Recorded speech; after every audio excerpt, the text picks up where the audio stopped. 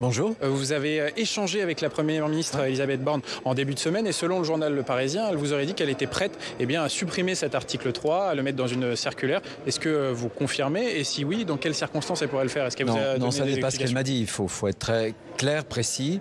Elle m'a indiqué que son analyse, d'ailleurs qui rejoint la nôtre, c'est qu'on peut faire avec la circulaire. Sans avoir un droit automatique. Je pense que la vision qu'elle a, c'est une ancienne préfète, et la vision d'un droit discrétionnaire attaché au pouvoir du préfet qui va juger sur la matérialité, par exemple, du poste de travail occupé, mais aussi sur la capacité de l'individu à s'intégrer ou non. C'est très préférable, ce droit discrétionnaire, à un droit automatique. Et je me félicite de ce que je viens d'entendre de la part de François-Noël Buffet, que je salue dans vos studios. Je ne peux pas dire mieux que lui. C'est normal, il est président de la commission des lois. Et oui, les Républicains ont l'air à l'unisson sur cette question de l'article 3 du texte. Donc Elisabeth Borne vous dit qu'on peut faire ces régularisations de travailleurs sans papier avec une circulaire, pas forcément dans la loi. Ça veut dire que le gouvernement va le faire par une circulaire? Ah non, je ne sais pas du tout. Moi, je n'arrive pas, ça fait plus d'un an. Pas encore de garantie. Ça fait plus d'un an que le gouvernement nous balade avec ce texte. Je vous rappelle qu'il devait passer déjà en octobre 2022. Donc le problème, c'est pas le problème LR. Nous, on est sur une position ferme parce qu'on veut reprendre absolument le contrôle du chaos migratoire. Mais le problème du gouvernement et de Gérald Darmanin, c'est sa propre majorité.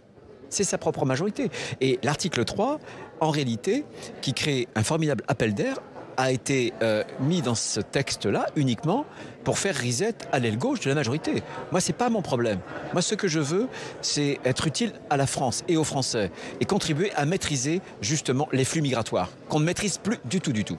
Alors, je le disais, les sénateurs Les Républicains sont à l'unisson sur cet article 3, mais ce n'est pas le cas des sénateurs centristes. Il y a des divergences avec les sénateurs Les Républicains. D'ailleurs, il y a encore eu une réunion hier qui, pour l'instant, n'a pas abouti sur un accord. Ce que disent les centristes, c'est qu'ils veulent quand même un article 3 juste pour mentionner la circulaire et les régularisations. Finalement, un espèce d'article 3 symbolique pour parler de ces régularisations. Pourquoi vous y êtes opposé?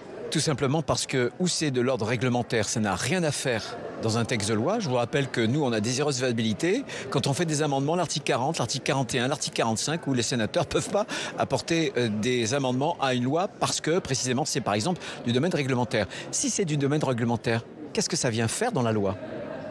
Donc, c'est bien qu'il y aurait d'autres objectifs que l'objectif juridique. Quels sont ces par exemple, autres que objectifs? l'aile gauche de la majorité présidentielle vote le texte. Oui, mais c'est pas mon problème. C'est pas mon problème. Et je pense pas non plus que ce soit le problème de la majorité sénatoriale. Ou alors il y a quelque chose que je ne comprends pas. Est-ce que vous connaissez déjà les durcissements que vous allez proposer à ce texte immigration, notamment dans le contexte de l'attentat d'Arras? Quelles mesures supplémentaires vont proposer? Pas seulement dans le contexte de l'attentat d'Arras. Ça fait depuis de nombreuses années qu'on a travaillé avec François-Noël Buffet, mais avec d'autres aussi sénateurs. Et on a des solutions. C'est un peu tôt pour vous les donner.